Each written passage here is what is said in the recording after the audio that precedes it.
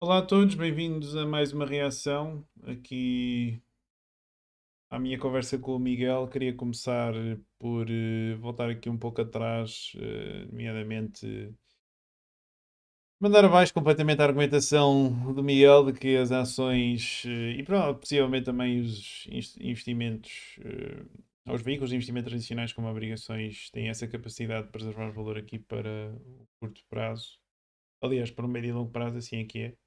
Para isso trouxe aqui um paper que falei, creio bem, no vídeo anterior, que foi escrito aqui por um senhor que é o Christopher Cole, de uma empresa chamada Artemis Capital Management, How to Grow and Protect Wealth for 100 Years. E o que é que sucede? Naturalmente não vou estar aqui com muitos detalhes, mas ele fala desta questão que também mencionei, creio bem, no vídeo anterior, que é a questão do viés daquilo que aconteceu mais recentemente aqui nos mercados, porque não é só a questão aqui dos mercados acionistas, mas também as próprias obrigações que beneficiaram muito de um período que é de taxa de juros desde a década de 80 até praticamente o período de Covid.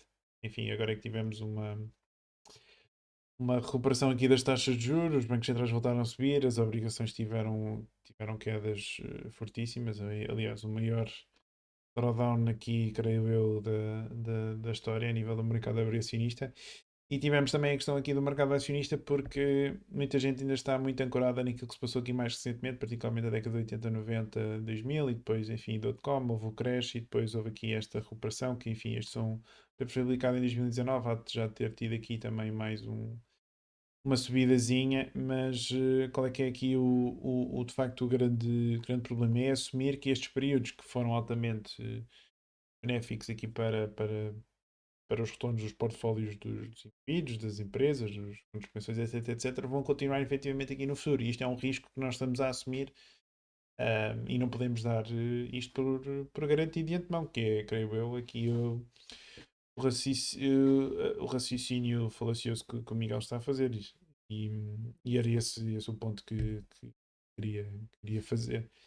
Um, e como disse anteriormente, alguma coisa está mal com este sistema quando ele, para preservar alguma coisa para o futuro, tem de expor este tipo de riscos, este tipo de incertezas. Ok? Não é natural, não faz sentido. E acho que o Miguel depois ainda manda aqui mais outras farpas e vou ter a oportunidade de desconstruir aqui mais à frente. Vou deixar o link aqui do paper, quem quiser depois pode espreitar. É um pouco aqui complexo, mas eu só queria mostrar aqui estes gráficos. Aliás, eu creio que isto também, pronto, temos aqui a mercado acionista, fixed income, mercado acionista, e creio que também ele há de ter aqui alguns portfólio 60-40. Aqui está, Traditional Equity and Bond Portfolio, regra geral, aquilo que se faz, realmente nos Estados Unidos, é colocar 60% aqui das nossas propostas em ações, 40% em obrigações, e como podemos ver, houve aqui um período de estagnação, depois um boom, estagnação, boom, e agora também aqui há algum crescimento. Mas o que é que nos garante não iremos ter aqui um período que semelhante a este, ou até a este? Os crescimentos são modestos e com potenciais pressões inflacionárias de maior dimensão, a nível real nós vamos perder património. É este o risco que nós estamos a expor, e creio que o Miguel acaba por se esquecer completamente disto. Vamos passar à frente então. E para, já não sei o que é que o Miguel diz, eletricidade, mais um erro de português, aqui da equipa de edição do Miguel. Não, eles não param de aparecer. Durante 5 segundos desligar em todo lado. Se a eletricidade. Vamos só ver Diz-me se uma está coisa, a respondido. Bitcoin, Diga. toda a gente usa Bitcoin. E existe estamos na Flórida, há um furacão, não é? E não há eletricidade durante 3 meses. Como é que eu como? É assim, eu por acaso já gostei desta viragem aqui do tema de conversa do Miguel. E não deu para ver agora neste vídeo, mas se virem no vídeo anterior eu estava a falar da questão do direito, ou seja, o Bitcoin era o expoente máximo de propriedade privada, porque não tinha risco de contraparte, e depois mudou radicalmente aqui a conversa. Mas é assim, se não houver eletricidade, no que diz respeito aqui às. Por acaso, aquilo que costumam mais atirar, no que diz respeito ao FUD, é se a internet acabar. Mas no que diz respeito à eletricidade, é assim. Felizmente existem várias unidades, digamos assim, de produção independente de energia, não é? As pessoas têm painéis solares, têm, enfim, o que regra geral acaba por acontecer aqui a nível mais de famílias, autoconsumo, é sobretudo solar aqui em Portugal, mas mesmo que acabe, digamos assim, das as centrais energéticas e acabe, deixem de produzir energia, continua a haver essa capacidade de as pessoas naturalmente produzir energia. Agora será em menor dimensão e isso poderá ter repercussões, nomeadamente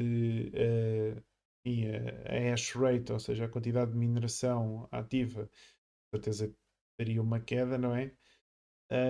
E também o número de nós que estariam sincronizados iria cair. Agora, isso não iria impedir, naturalmente, a rede de continuar a funcionar. E aquilo que iria acontecer é quando a eletricidade regressasse, realmente que todos esses instrumentos que estavam ligados, entre aspas, à rede pública e que não tivessem dependentes de mini-grids ou de produções, digamos assim, particulares, iriam voltar e iriam depois juntar-se à rede novamente. Eu creio que se a eletricidade acabar, acho que vamos ter problemas bem mais graves do que propriamente o funcionamento da Bitcoin. Isso é garantido. E para além disso, já existem também soluções de escalabilidade que não necessitam aqui de dispositivos online. Aliás, isto é mais a questão aqui da internet. Eu não sei se ele a seguir fala sobre isso. Vamos só ver. Ok, perguntas complexas. É Pois, assim, por causa disso é que ainda não se tiraram as notas. Por causa disso é que ainda existe nota. Porque é fácil fazer uma cena digital. O problema é, e se o sistema cai, como é que nós fazemos transações e alimentamos? Como é que a sociedade funciona? Estás a perceber? temos de voltar ao físico. Eu acho que a questão aqui também não se prende necessariamente com o facto de ser digital ou não, prende-se é com a robustez e a antifragilidade, ou neste caso a robustez, não necessariamente a antifragilidade do sistema, mas sobretudo delinear um plano para que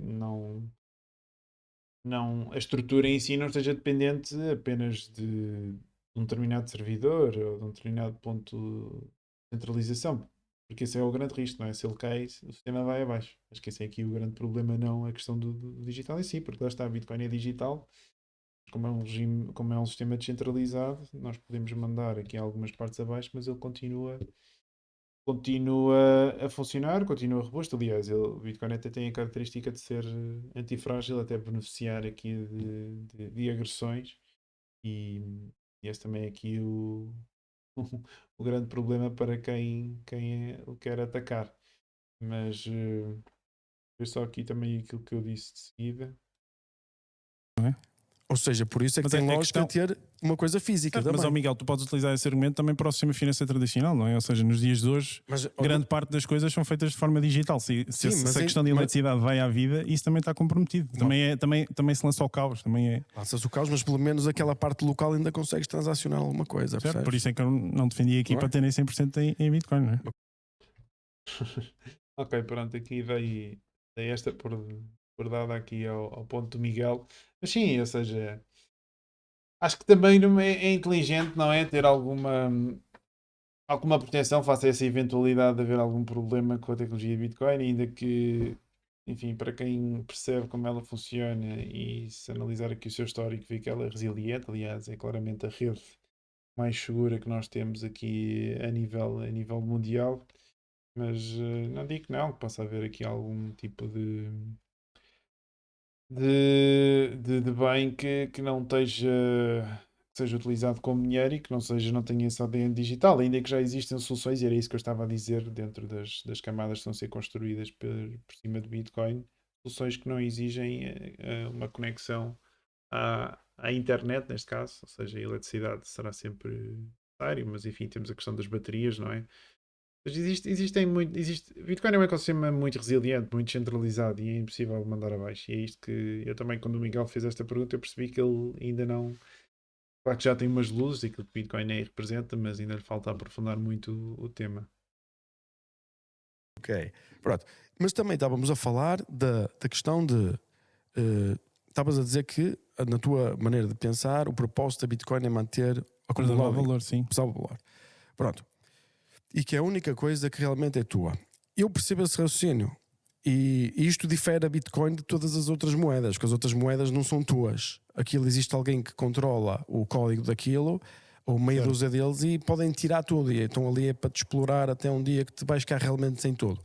A Bitcoin é realmente descentralizada, não é? E para fazer mudanças no código é preciso um consenso da maior parte das pessoas e é muito difícil e que se calhar as próximas serão E é impossíveis. feito sempre através de soft fork, ou seja, se tu não fizeres a atualização, tu continuas compatível, digamos assim, com a rede. Exatamente. Que é o contrário também que acontece em outras Exatamente. moedas. Ou seja, mas torna-se cada vez mais complicado arranjar consensos, não é? Sim, eu gosto da analogia da linguagem, ou seja, Bitcoin é uma linguagem, da mesma forma que existe o português, não é? Tu se queres fazer uma alteração ao português, podes dizer agora, né? Sei Exato. lá, que isto agora o copo passa-se a chamar outra Crias coisa. um neologismo. Mas tu tens de convencer, não é? Os não sei quantos falantes de língua portuguesa é que existem no mundo, mas tens de convencê-los todos que efetivamente essa mudança faz sentido. Como por exemplo, na oralidade, já que estamos a falar de linguagem, é uma coisa muito interessante. O pessoal pensa que existe uma forma de falar português e não Certo. existe. Ou seja, existe uma forma de escrever português. Existe um consenso na escrita, existe uma regras na escrita. A forma como tu oralizas uma língua é uma coisa. Tecnologia descentralizada, não é? Sim, Não existe ninguém Há acima pessoal que a pode estar numa definir. freguesia que dizem uma determinada palavra com aquele tom específico. E não é errado. É a forma como eles comunicam. O poder está descentralizado. Exatamente, no caso dessa No linguagem. caso da linguagem. Pronto, mas na Bitcoin eu percebo esse raciocínio que estás a dizer que é eu consigo realmente ter acesso àquilo desde que tenha as minhas keys e tenha as minhas coisas. Tu sabes o drill, não é? Certo. Mas também eu posso dizer que se eu tiver ouro também é meu.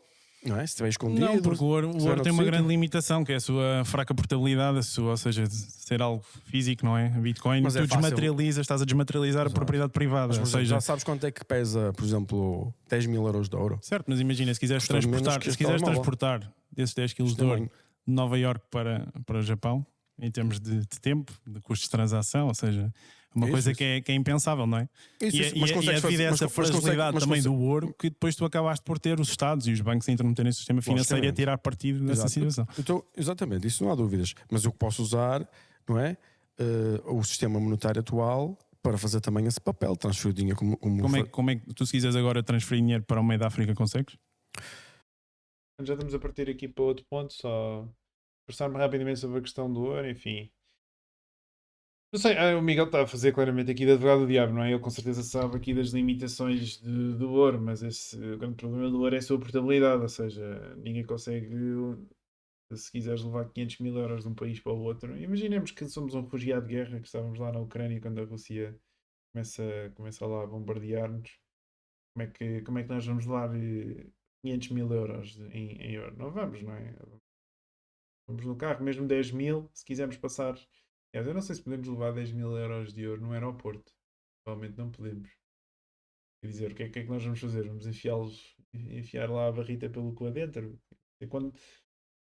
E existem muitos problemas na questão da. Ou seja, devido a essa limitação a nível de portabilidade, depois acaba-se por conseguir controlar a sua movimentação. E essa é aqui a grande debilidade então aqui do ouro. E enfim, está mais que claro. Não, o Bitcoin enfim, é claramente superior a nível tecnológico face ao ouro. A única potencial característica onde o ouro possa ser superior é de facto a questão da fungibilidade, porque o Bitcoin, visto que é uma base de dados aberta, tem-se naturalmente recorrer a mecanismos adicionais para garantir para garantirmos a nossa privacidade e para garantir de certa forma também a sua fungibilidade. Será claramente o único ponto a favor do ouro, porque de resto é que não é só a questão da portabilidade, mas até para, se quisermos autenticar ou verificar que de facto uma gramadora é verdadeira, temos de fazer. Eu nem sei bem como é que é o mecanismo, não é? Mas o Bitcoin, se tivermos um nó conectado à rede, é logo fácil, é instantâneo. Ou seja, além da questão aqui também da escassez, Bitcoin dá um upgrade, ou seja, as vantagens são inúmeras. Nem há as outras que são mesmo aqui a malta. Os Goldbugs, a malta mais velhinha, os Peter Schiffs da vida, que continuam aqui com esta narrativa e continuam com a cabeça enfiada na areia. Para além de outra questão também, é muito mais fácil roubar ouro do que roubar Bitcoin. Roubar Bitcoin, diria que não é impossível, mas praticamente impossível. Roubar ouro, sim, podemos tê-lo escondido aí num buraco qualquer, sim, mas lá está. Se nós tivermos uma quantidade mais significativa, o ouro sendo físico ocupa espaço muito grande. Ocupa espaço muito grande, isso vai ser, ocupando muito espaço, vai ser sempre um problema.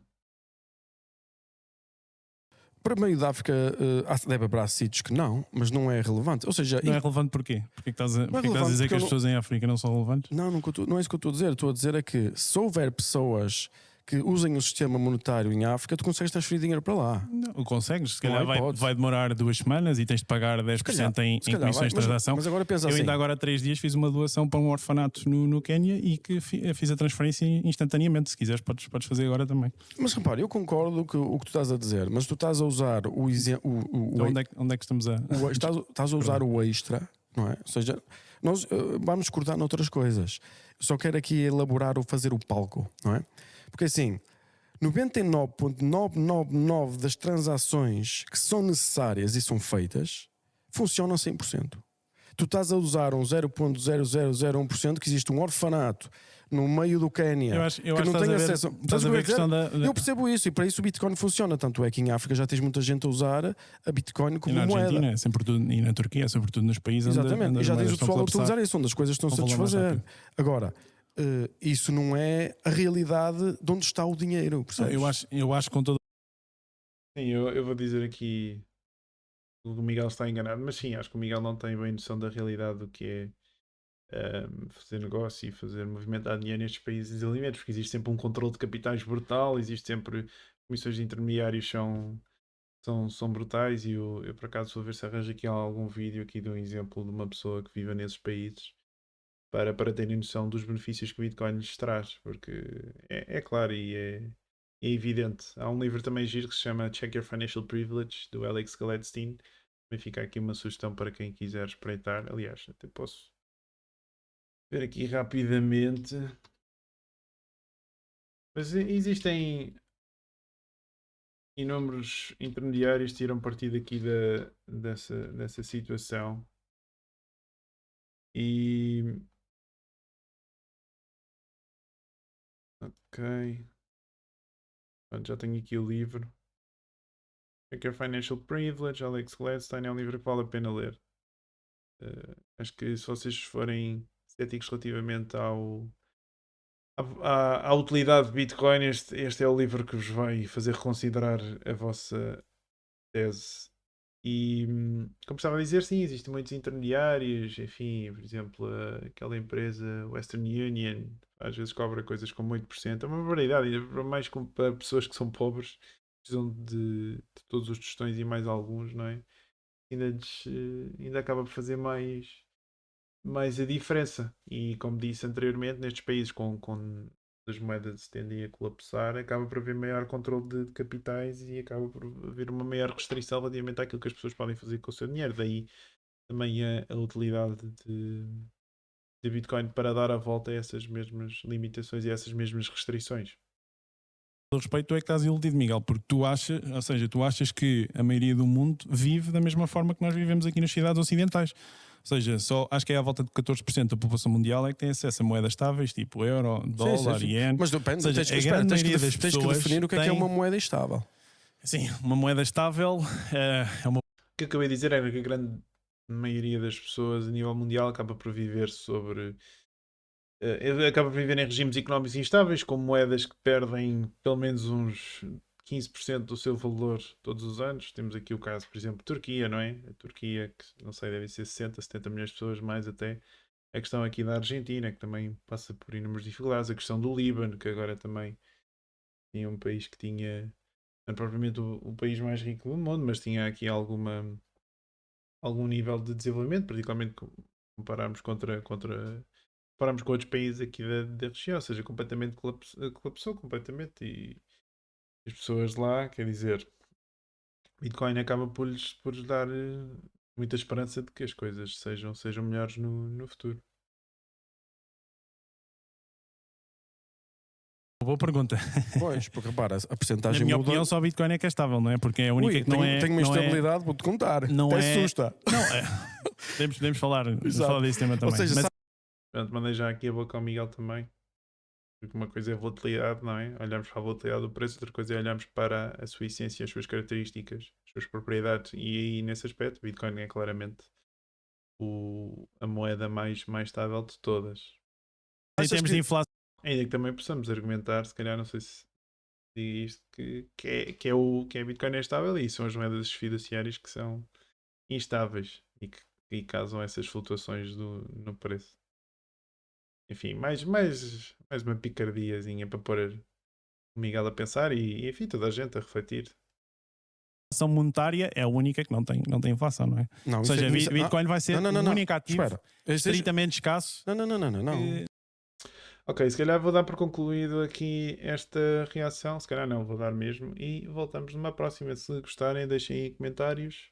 Vou ver se arranjo então aqui uns vídeos de pessoas aqui do mundo em desenvolvimento, países em desenvolvimento, a darem o seu feedback sobre como Bitcoin nos ajuda. E é isso. Vemos numa próxima. Grande abraço.